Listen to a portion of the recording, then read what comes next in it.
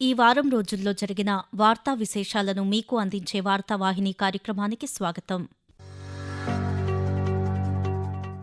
అంతర్జాతీయ నర్సుల దినోత్సవం సందర్భంగా భారత రాష్ట్రపతి ద్రౌపది ముర్ము 2026 సంవత్సరానికి గాను 15 మంది నర్సింగ్ నిపుణులకు జాతీయ ఫ్లోరెన్స్ నైటింగేల్ పురస్కారాలను మంగళవారం ప్రదానం చేశారు. రాష్ట్రపతి భవన్లో జరిగిన ఈ ప్రత్యేక కార్యక్రమంలో కేంద్ర ఆరోగ్య శాఖ మంత్రి జేపీ నడ్డా పాల్గొన్నారు. దేశవ్యాప్తంగా వివిధ రాష్ట్రాల కేంద్రపాలిత ప్రాంతాల నుండి ఎంపికైన 15 మంది నర్సింగ్ సిబ్బందికి ఈ పురస్కారాలు లభించాయి. ఈ అవార్డు గ్రహీతలకు ప్రశంసాపత్రంతో పాటు ₹1,00,000 నగదు బహుమతిని రాష్ట్రపతి చేతుల మీదుగా అందజేశారు. ఆరోగ్య సంరక్షణ సేవల్లో ముఖ్యంగా క్లిష్టమైన పరిస్థితులలో నర్సులు అందిస్తున్న అంకితభావం, కారుణ్య సేవలకు గుర్తింపుగా ఈ అవార్డులను ప్రభుత్వం ఏటా అందజేస్తుంది. చారిత్రక సోమనాథ్ ఆలయం పునర్నిర్మాణం జరిగి 75 వసంతాలు పూర్తయిన సందర్భంగా గుజరాత్లోని గిర్ సోమనాథ్ జిల్లాలో నిర్వహించిన సోమనాథ్ అమృత్ మహోత్సవ్లో ప్రధానమంత్రి నరేంద్ర మోదీ సోమవారం పాల్గొన్నారు.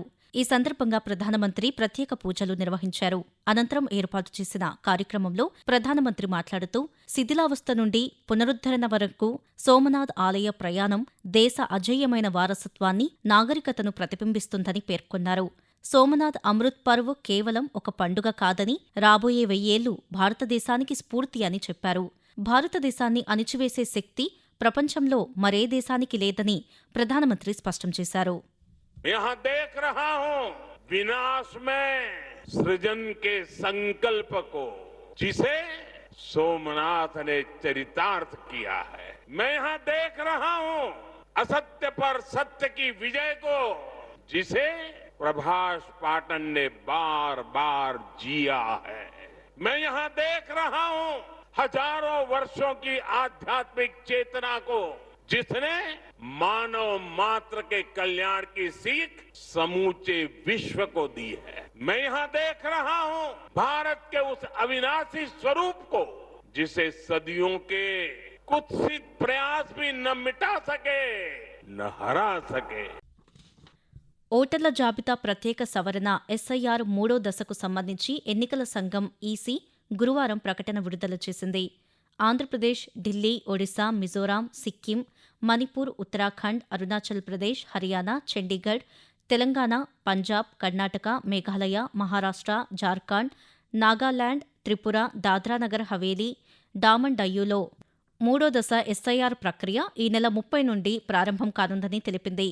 అయితే ఎస్ఐఆర్ 3వ దశలో భాగంగా 3,94,000 మందికి పైగా బూత్ స్థాయి అధికారులు, బీఎల్ఓలు ఇంటింటికి వెళ్లి దాదాపు 36,73,00,000 మంది ఓటర్ల వివరాలను పరిశీలించనున్నారు. వీరికి సహకరించేందుకు రాజకీయ పార్టీలు ప్రతి పోలింగ్ బూత్కు తప్పనిసరిగా బీఎల్ఓలను నియమించాలని ఎన్నికల సంఘం కోరింది. ఓటర్లందరూ ఎస్ఐఆర్ ప్రక్రియలో ఉత్సాహంగా పాల్గొని తమ గణన పత్రాలను పూరించాలని ప్రధాన ఎన్నికల కమిషనర్ జ్ఞానేష్ కుమార్ విజ్ఞప్తి చేశారు. ప్రధానమంత్రి నరేంద్ర మోదీ అధ్యక్షతన ఢిల్లీలో బుధవారం జరిగిన కేంద్ర మంత్రివర్గ సమావేశంలో పలు కీలక నిర్ణయాలకు ఆమోదం లభించింది. సమావేశం అనంతరం కేంద్ర సమాచార, ప్రసార శాఖ మంత్రి అశ్విని వైష్ణవ్ పాత్రికేయులకు కేబినెట్ వివరాలను వెల్లడించారు. 2026-27 ఖరీఫ్ పంటల మార్కెట్ సీజన్కు సంబంధించి వరితో పాటు 14 పంటలకు కనీస మద్దతు ధర పెంపుకు కేంద్ర ఆర్థిక వ్యవహారాల కేబినెట్ అంగీకారం తెలిపిందని చెప్పారు. ఈ ఖరీఫ్ సీజన్కు 824 లక్షల మెట్రిక్ టన్నుల పంటను సేకరిస్తామని అశ్విని వైష్ణవ్ తెలిపారు. అదేవిధంగా క్లీన్ ఎనర్జీ ఉత్పత్తిని పెంపొందించడంతో పాటు విదేశీ మారక ద్రవ్యాన్ని ఆదా చేసేందుకు బొగ్గు గ్యాసిఫికేషన్ ప్రాజెక్టులను ప్రోత్సహించాలని ప్రభుత్వం నిర్ణయించిందన్నారు. ఇందుకోసం 37,500 కోట్ల రూపాయల మేర ప్రోత్సాహక పథకానికి మంత్రివర్గం ఆమోదం తెలిపిందని అశ్విని వైష్ణవ్ వెల్లడిస్తూ, कोल भारत में करीब करीब 400 बिलियन टन के नॉन रिजर्व्स है. तो इस कोयले का ज्यादा से ज्यादा उपयोग करके हम इससे गैस बना सके और गैस का उपयोग फिर फर्टिलाइजर वगैरह में, ताकि फर्टिलाइजर के लिए जो LNG इंपोर्ट करनी पड़ती है वो कम हो जाएगी. 37,500 करोड़ रुपीस का आउटले इस स्कीम के लिए रखा गया है और करीब 3 लाख करोड़ का इन्वेस्टमेंट होगा इसमें टोटल, और 75 मिलियन टन कोल को इसमें गैसिफाई करने के लिए प्रोजेक्ट्स लगेंगे. ఆంధ్రప్రదేశ్లోని శ్రీ సత్యసాయి జిల్లా పుట్టపర్తిలో advanced medium combat air craft AMCA ప్రాజెక్టుకు రక్షణ మంత్రి రాజ్నాథ్ సింగ్ ముఖ్యమంత్రి నారా చంద్రబాబు నాయుడుతో కలిసి శుక్రవారం శంకుస్థాపన చేశారు. అలాగే డిఫెన్స్ రంగంలో Kalyani strategic systems limited, Bharat dynamics limited, HFCL సంస్థలకు చెందిన ప్రాజెక్టుల శిలాఫలకాలను ఆవిష్కరించారు. కర్నూలు డ్రోన్ సిటీలో పరిశ్రమలు ఏర్పాటు చేసే వివిధ డ్రోన్ ప్రాజెక్టులకు కూడా వారు శంకుస్థాపనలు చేశారు. ఈ సందర్భంగా ముఖ్యమంత్రి మాట్లాడుతూ కీలకమైన ఏఎంసీఏ ప్రాజెక్టు రావడంతో పుట్టపర్తి దేశం గర్వించే వ్యూహాత్మకమైన రక్షణ కేంద్రంగా మారుతుందని అన్నారు.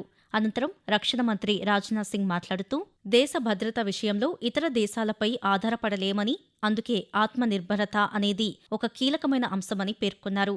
15,000 కోట్ల రూపాయల విలువైన పెట్టుబడితో ఎయిర్ క్రాఫ్ట్ ఇంటిగ్రేషన్తో పాటు ఆధునిక ఫ్లైట్ టెస్టింగ్ సెంటర్ను కూడా ఏర్పాటు చేస్తున్నామని, ఇలాంటి కేంద్రాలు కొన్ని దేశాల వద్ద మాత్రమే ఉన్నాయని రక్షణ మంత్రి తెలియజేస్తూ और इसका एक बहुत इंपॉर्टेंट कंपोनेंट यानी कोर इंटीग्रेशन फैसिलिटी और फ्लाइट टेस्टिंग सेंटर लगभग 2,000 करोड़ रुपए की लागत से यहां आंध्र प्रदेश की धरती पर स्थापित किया जा रहा है। दुनिया में ऐसी हाईटेक फ्लाइट टेस्टिंग फैसिलिटी गिनी चुनी जगहों पर ही उपलब्ध हैं और अब पुट्टापर्थी का नाम दुनिया के उन चुनिंदा स्थानों में शामिल होने जा रहा है जहां से 5th जनरेशन का एयरक्राफ्ट आसमान छुएगा और पुट्टापर्थी की धरती पर अब ऐसे एयरक्राफ्ट तैयार होंगे जो जंग के मैदान में पलक झपकते ही दुश्मन को नेस्त नाबूद कर देंगे। కేంద్ర ప్రభుత్వం బంగారం, వెండి, ఇతర విలువైన లోహాలపై దిగుమతి సుంకాన్ని పెంచింది. బంగారం, వెండి దిగుమతులపై సుంకాన్ని 6 నుంచి 15% పెంచుతూ ఆర్థిక మంత్రిత్వ శాఖ బుధవారం ఆదేశాలు జారీ చేసింది. బంగారం, వెండి ముడి పదార్థాలపై 5% సుంకం, ప్లాటినం ముడి పదార్థాలపై 5.4% సుంకం విధిస్తామని తెలిపింది. దీంతో వీటిపై 10% basic customs duty, 5% agriculture infrastructure and development cess AIDC విధించారు. దీంతో మొత్తం దిగుమతి సుంకం 15%కి చేరింది. ఇది బుధవారం నుండి అమలులోకి వచ్చింది. పశ్చిమాసియా సంక్షోభం నేపథ్యంలో బంగారం కొనుగోలును ఏడాది పాటు తగ్గించుకోవాలని ప్రధానమంత్రి నరేంద్ర మోదీ పౌరులకు విజ్ఞప్తి చేశారు. ప్రపంచంలోనే బంగారం అత్యధికంగా దిగుమతి చేసుకునే రెండో దేశం భారత్ కాగా, వెండి దిగుమతిలో మొదటి స్థానంలో కొనసాగుతోంది. ఢిల్లీలో జరిగిన భారత పరిశ్రమల సమాఖ్య సిఐఐ వార్షిక సదస్సులో ముఖ్యమంత్రి నారా చంద్రబాబు నాయుడు సోమవారం పాల్గొన్నారు. ఈ సందర్భంగా ముఖ్యమంత్రి ప్రసంగిస్తూ భారత ఆర్థిక వ్యవస్థ, పారిశ్రామిక పురోగతిలో సిఐఐ కీలక పాత్ర పోషిస్తుందని అన్నారు. దేశంలో స్థిర ప్రభుత్వం కొనసాగుతుందన్నారు. ఇన్నోవేటర్లు, పారిశ్రామికవేత్తలు దీర్ఘకాల ఆర్థిక వృద్ధికి దోహదం చేస్తారని తెలిపారు.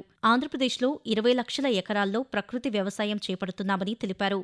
ప్రభుత్వం, పరిశ్రమలు, వర్సిటీలు కలిసి పనిచేస్తే భారత్ గ్లోబల్ లీడర్గా ఎదుగుతుందన్నారు. 2047 నాటికి భారత్ ఆర్థిక వ్యవస్థ అగ్రగామిగా నిలుస్తుందని ముఖ్యమంత్రి పేర్కొంటూ The next global competition will not be won only by capital.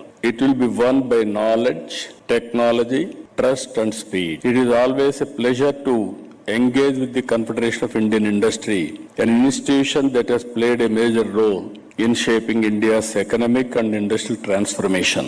India stands today talent, innovation, energy security and manufacturing ecosystem. The fastest will define the next global economic order.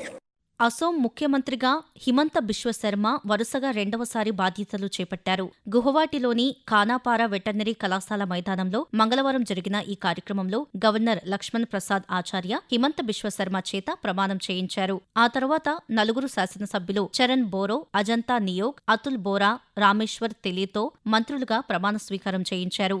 ఈ కార్యక్రమానికి ప్రధానమంత్రి నరేంద్ర మోదీ, కేంద్ర మంత్రులు అమిత్ షా, రాజ్నాథ్ సింగ్, సర్బానంద సోనోవాల్, శివరాజ్ సింగ్ చౌహాన్, జ్యోతిరాదిత్య సింధియా, ఆంధ్రప్రదేశ్ ముఖ్యమంత్రి నారా చంద్రబాబు నాయుడులతో పాటు ఉత్తరప్రదేశ్, పశ్చిమ బెంగాల్, మహారాష్ట్ర ముఖ్యమంత్రులు, పలువురు ఎన్డీఏ నాయకులు హాజరయ్యారు. నీట్ ప్రశ్నాపత్రం లీక్ అవడంతో దేశవ్యాప్తంగా ఈ నెల 3వ తేదీన జరిగిన నీట్ యూజీ 2026 పరీక్షను రద్దు చేస్తున్నట్లు నేషనల్ టెస్టింగ్ ఏజెన్సీ ఎన్టీఏ మంగళవారం ప్రకటించింది. పేపర్ లీక్కు పాల్పడిన వారిని కేంద్ర దర్యాప్తు బృందం సీబీఐ అరెస్ట్ చేసింది. మరోవైపు నీట్ యూజీ 2026 పరీక్షకు సంబంధించిన రీ ఎగ్జామినేషన్ పునః పరీక్షను వచ్చే నెల 21వ తేదీన నిర్వహించేందుకు నేషనల్ టెస్టింగ్ ఏజెన్సీ ఏర్పాట్లు చేస్తోందని కేంద్ర విద్యాశాఖ మంత్రి ధర్మేంద్ర ప్రధాన్ వెల్లడించారు. ఢిల్లీలో శుక్రవారం నిర్వహించిన పాత్రికేయుల సమావేశంలో ఆయన మాట్లాడుతూ విద్యార్థుల సంక్షేమమే కేంద్ర ప్రభుత్వానికి అత్యంత ప్రాధాన్యమని స్పష్టం చేశారు. పునః పరీక్షకు హాజరయ్యే విద్యార్థులకు అడ్మిట్ కార్డులు జూన్ 14వ తేదీ నాటికి అందుబాటులోకి వస్తాయన్నారు. అలాగే వచ్చే ఏడాది నుంచి ప్రస్తుతం అమల్లో ఉన్న ఓఎంఆర్ విధానానికి బదులుగా కంప్యూటర్ ఆధారిత పరీక్ష సీబీటీ విధానంలో నీట్ యూజీ పరీక్ష నిర్వహించనున్నట్లు ప్రకటించారు. परीक्षा में थोड़ा हमको जो उनकी फॉर्मेलिटीज है OMR शीट को दस्तखत करना, आरंभ में एक बार करना, अंत में भी एक बार करना, उसमें हमारे विद्यार्थियों कोर टाइम में कटौती हुई थी। जो 2 से 5 एग्जामिनेशन टाइम था उसको ध्यान में रखते NTA ने तुरंत एक निष्पत्ति किया है कि उसको और 15 मिनट बढ़ाएं। 2 से शुरू होगा, 5:15 तक ये परीक्षा की समय बढ़ाया जाएगा। इस बार के एडमिट कार्ड 14 जून तक सभी को पहुंच जाएगा। ఇటీవల ముగిసిన తమిళనాడు అసెంబ్లీ ఎన్నికల్లో సి జోసెఫ్ విజయ్ నేతృత్వంలోని తమిళ వెట్రి కజగం పార్టీ కేవలం 108 సీట్లను మాత్రమే దక్కించుకోవడంతో సభలో తమ మెజారిటీని నిరూపించుకోవాలని తమిళనాడు గవర్నర్ రాజేంద్ర విశ్వనాథ్ అర్లేకర్ విజయ్ని ఆదేశించారు. ఈ నేపథ్యంలో ప్రభుత్వం శాసనసభలోని తన బలాన్ని నిరూపించుకుంది. బుధవారం జరిగిన బల పరీక్షలో విజయ్ ప్రభుత్వం స్పష్టమైన మెజారిటీతో విజయం సాధించింది. 144 మంది శాసనసభ్యులు విజయ్ ప్రభుత్వానికి అనుకూలంగా ఓటు వేయగా 22 మంది సభ్యులు విశ్వాస తీర్మానానికి వ్యతిరేకంగా ఓటు వేశారు. టీవీకే ప్రభుత్వానికి కాంగ్రెస్, వీసీకే, ఐయుఎంఎల్ పార్టీలు మద్దతిచ్చాయి. పలువురు అన్నాడీఎంకే పార్టీ ఎమ్మెల్యేలు కూడా విజయ్కు అనుకూలంగా ఓటు వేశారు. చక్కెర ఎగుమతులను తక్షణం నిలిపివేస్తున్నట్లు కేంద్ర ప్రభుత్వం ప్రకటించింది. దేశీయంగా చక్కెర ధరలు పెరగకుండా, సరఫరాలో ఇబ్బందులు తలెత్తకుండా ఉండేందుకు కేంద్రం ఈ నిర్ణయం తీసుకుందని వాణిజ్యం, పరిశ్రమల మంత్రిత్వ శాఖ పరిధిలోని విదేశీ వాణిజ్య కార్యాలయం ఈ మేరకు ఉత్తర్వులు గురువారం జారీ చేసింది. దీని ప్రకారం ముడి చక్కెర, శుద్ధి చేసిన చక్కెరలకు ఈ నిషేధం వర్తిస్తుందని స్పష్టం చేసింది. ఈ ఏడాది సెప్టెంబర్ 30 వరకు లేదా తదుపరి ఆదేశాలు జారీ అయ్యే వరకు ఈ నిషేధం కొనసాగుతుందని తెలిపింది.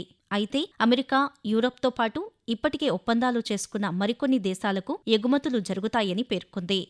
ఢిల్లీలో కేంద్ర జలశక్తి మంత్రి సిఆర్ పాటిల్తో ముఖ్యమంత్రి నారా చంద్రబాబు నాయుడు ఆధ్వర్యంలోని బృందం సోమవారం సమావేశమై పోలవరం ప్రాజెక్టు పురోగతిపై చర్చించింది. ఆ వివరాలను జలవనరుల శాఖ మంత్రి నిమ్మల రామానాయుడు పాత్రికేయులకు వెల్లడించారు.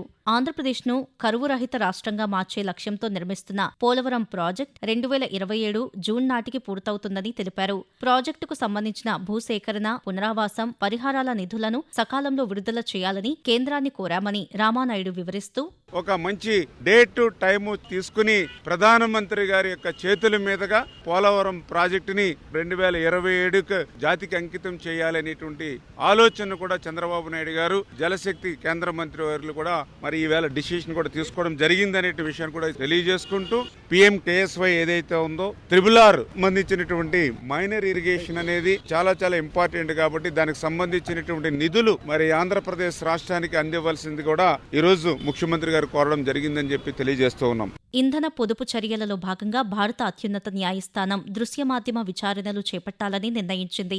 సోమ, శుక్రవారాలు ఇతర రోజులుగా ప్రకటించిన రోజులలో జాబితా చేయబడిన విషయాలు, అలాగే పాక్షిక పని దినాల్లో చేపట్టే విషయాలు దృశ్య మాధ్యమం ద్వారా మాత్రమే విచారించబడతాయని supreme court secretary general Bharat Parashar ఒక ప్రకటనలో పేర్కొన్నారు. ఇంధనాన్ని గరిష్టంగా వినియోగించుకునేందుకు న్యాయమూర్తులు తమలో తాము కార్ పూలింగ్ ఏర్పాట్లను ప్రోత్సహించాలని ఏకగ్రీవంగా తీర్మానించినట్లు తెలిపారు. రిజిస్ట్రీలోని ప్రతి విభాగంలోనూ 50% వరకు సిబ్బందిని వారానికి 2 రోజుల వరకు ఇంటి నుండి పనిచేయడానికి అనుమతించినట్లు తెలిపారు. ఢిల్లీలో కేంద్ర రోడ్డు రవాణా శాఖ మంత్రి నితిన్ గడ్కరీతో కేంద్ర గ్రామీణాభివృద్ధి శాఖ సహాయ మంత్రి పెమ్మసాని చంద్రశేఖర్ సోమవారం ఢిల్లీలో సమావేశమయ్యారు. ఈ సందర్భంగా గుంటూరు, విజయవాడ జాతీయ రహదారిపై కాజా టోల్గేట్ సమీపంలోని పశ్చిమ బైపాస్ వద్ద ఏర్పడుతున్న ట్రాఫిక్ సమస్యలను పరిష్కరించాలని విజ్ఞప్తి చేశారు. అలాగే నర్సారావుపేట పార్లమెంట్ సభ్యులు లావు శ్రీకృష్ణదేవరాయలు కేంద్ర రైల్వే శాఖ మంత్రి అశ్విని వైష్ణవ్తో సమావేశమై పల్నాడు జిల్లా అభివృద్ధికి సంబంధించిన రైల్వే ప్రాజెక్టులపై చర్చించారు. పిడుగురాళ్ల, సావల్యపురం నుంచి రామాయపట్నం పోర్టుకు రైల్వే లైన్ నిర్మించాలని, నడికుడి లేదా పిడుగురాళ్ల స్టేషన్లలో వందే భారత్ రైలుకు హల్ట్ కల్పించాలని విజ్ఞప్తి చేశారు. మహిళా సాధికారత పార్లమెంటరీ కమిటీ చైర్పర్సన్గా రాజమహేంద్రవరం పార్లమెంట్ సభ్యురాలు దగ్గుబాటి పురంధేశ్వరి వరుసగా రెండోసారి నియమితులయ్యారు. ఈ నెల 21 నుంచి ఈ నియామకం అమల్లోకి వస్తుంది. ఇందులో లోక్సభ నుంచి 18 మంది, రాజ్యసభ నుంచి 10 మంది సభ్యులు నియమితులయ్యారు. ఈ కమిటీ గత ఏడాది ఏర్పడిన నాటి నుంచి ఇప్పటి వరకు మహిళలకు సైబర్ భద్రత, అసంఘటిత రంగంలో మహిళలకు సంరక్షణ, గిరిజన మహిళలకు వైద్యారోగ్య సౌకర్యాలు, జాతీయ, రాష్ట్రాల మహిళా కమిషన్ల పనితీరు గురించి 4 నివేదికలను పార్లమెంటుకు సమర్పించింది. ఈ వారం రోజుల్లో జరిగిన వార్తా విశేషాలను మీకు అందించే వార్తావాహిని కార్యక్రమాన్ని ఇప్పటివరకు విన్నారు. వ్యాఖ్యానం కె సుమ, సమర్పణ ప్రాంతీయ వార్తా విభాగం, ఆకాశవాణి విజయవాడ కేంద్రం.